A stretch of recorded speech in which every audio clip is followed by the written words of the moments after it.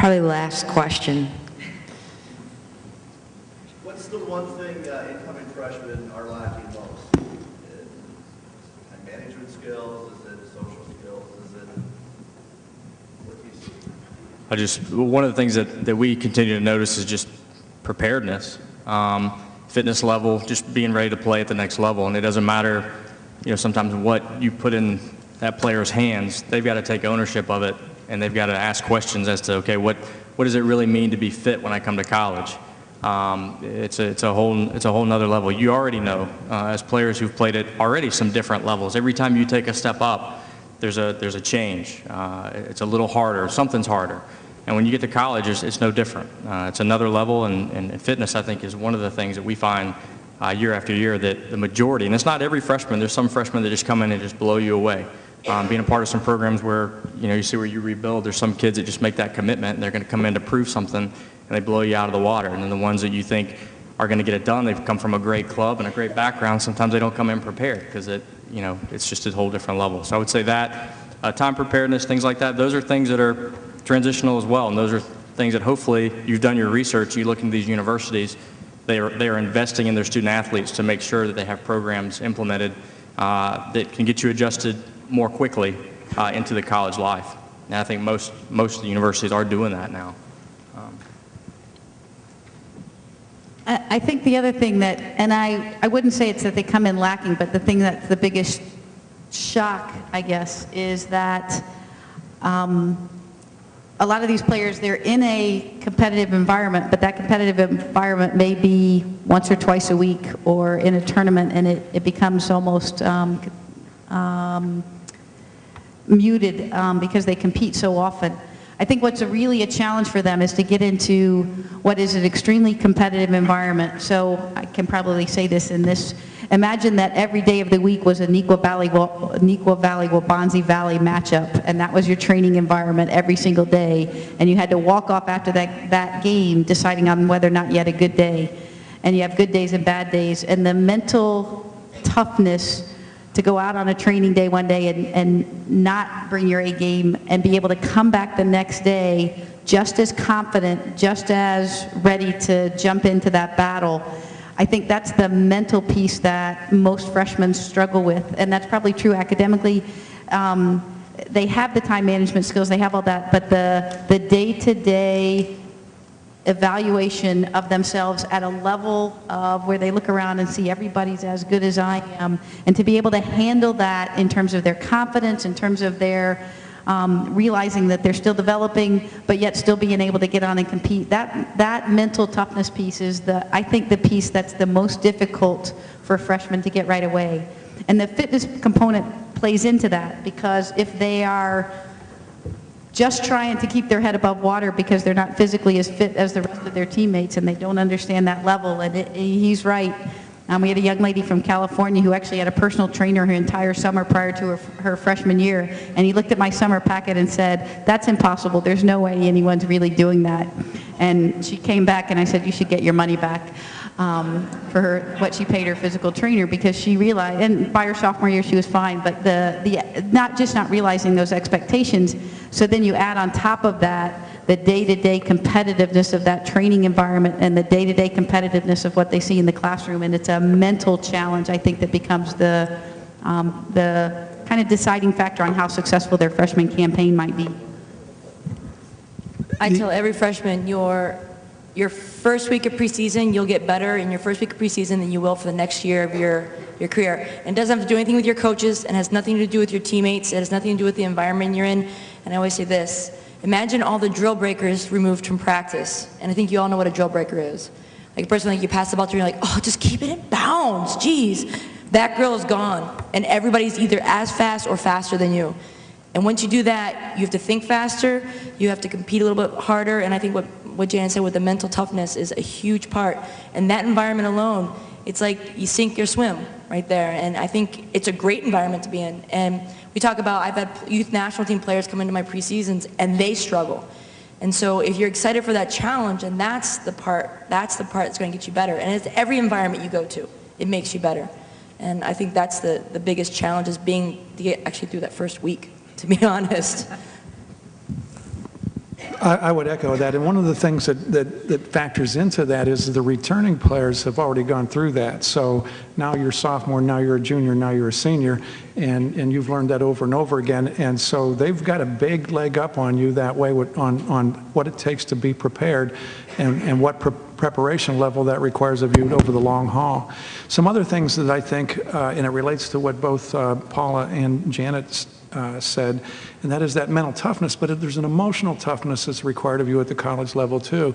This is draining because exactly what Janet says, it is that game every day, all the time, no matter who we're playing next, because it's 20 games in an 8-week period, and no matter what the division level is, and so that's 3 games a week almost, and you know, 3 practices a week and a day off. And you got academics, and the academics are a lot more challenging. So there's an emotional toughness required, there's a mental toughness required, there's a physical toughness required, and being fit in all of those ways is where freshmen lack. There's that transition away from home. I mean, one of the things that I see from the girls that are sitting in this audience and that we draw from these kinds of high schools and club teams is, you know, wonderful family environments that are well provided for, very loving and structured family environments and that sort of thing. And now all of a sudden that's been taken away. And they're living across the room from a total stranger. And maybe less in common with that girl than you might think. So there's that transition up front too. That now we'll get past that, and we'll help them get past that. But that's a little bit of a shock for them. Being independently strong. For the first time as a freshman now, you're off of college, and you have to navigate your own way. And in the meantime, all through your life, mom and dad has signed you up for this, signed you up for that, traveled you there, got you there, was there to watch you play, whether that was no matter what foreign part of the country that may have been, right along with you all along the way. And now I have to navigate my own things. I have my own deadlines I got to figure out. I have my own forms I have to figure out and how to sign those and make sure that they're done right. You know, and I have all this stuff I have to do that's been done for me and done for me and done for me, and now it's on me to do that. So it takes an independently strong woman, you know, to get through that, or she better grow to that level pretty quickly. And then finally, another thing is the focus required over the long haul, because this is intense, and it's upon you right from the first morning, 6 a.m., boom, here you are, and the next thing you know, it's 9 p.m., and you're wondering where your day went, and you're exhausted. And so you've got through that part, and now school starts, and there's been no break to get you an opportunity to recover, and boom, the games are on you, and now we're moving, and now we're traveling to Wisconsin, and now we got a game in Pittsburgh, and now we got one in Nebraska, and now we're going down to St. Louis, and now we finally get 3 games at home, and wow. And somewhere along the line there, I had to have academics in that picture, and maybe, just maybe, I fit in a little bit of social life. So to stay focused over the long haul, that just gets you through the season, a little bit of break after the season, and then we're all going to get you going again on that question you guys asked earlier about, well, what's that off season like? So it is a lot different. It requires an ability to transition in a lot of different ways. And I don't know that there's any way that we could school you up or train you on how to do that. I don't know that there's a way to do it. Part of it is just transitioning in life, you know, stepping up to a different level of life, I guess. The only thing I would like to add is if in the recruiting process, have your daughter talk to a player from that school and ask what it's like. What is it like? What's a typical week like in the championship season? What's a typical week in the non-championship season? And then that gives them a little bit of, you know, whatever, or warning, for example, before they, you know, they enroll and you drop them off. Because we're essentially in charge of them when you guys leave and get back in the car. And so, you know, we want to make sure that we've, you know, done some research that this is you know, a solid citizen, that we don't have to worry about them when we say goodbye after training. Just 2 quick things real quick, just to give you some perspective on this. I have girls that come to me and they don't know how to run a checkbook because everything's been paid for, you know, and so now they're off at college and they're in a different state and they don't even know what bank is what bank, you know, and so that's an issue when I talk about independently strong and trying to figure things out, and things have been done for them. But here's another example. You know, a girl from Wausau, Wisconsin, who eventually became a captain for us. It's preseason, about 3 days in.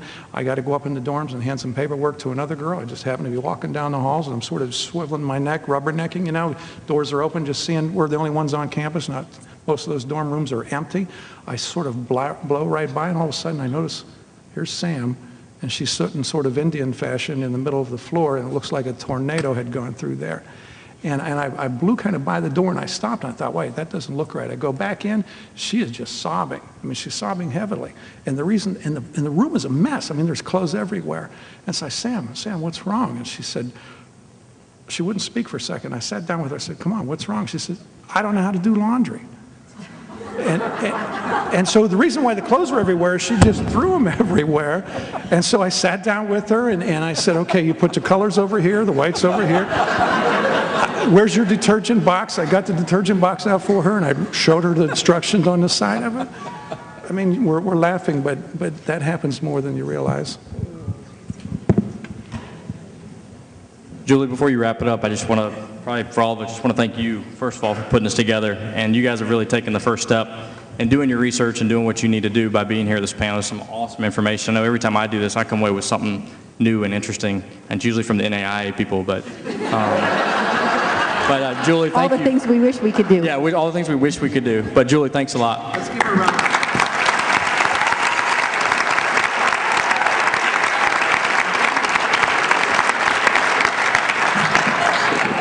Thank you. As you can tell, these guys are very passionate about what they do and care a lot about you as a person and stuff like that. So, and they could probably sit up for a while and talk individually about the program and things like that. But unfortunately, we have this thing called school tomorrow, bright and early. So we want to say thank you to these guys for making the travel down here to help us learn about stuff.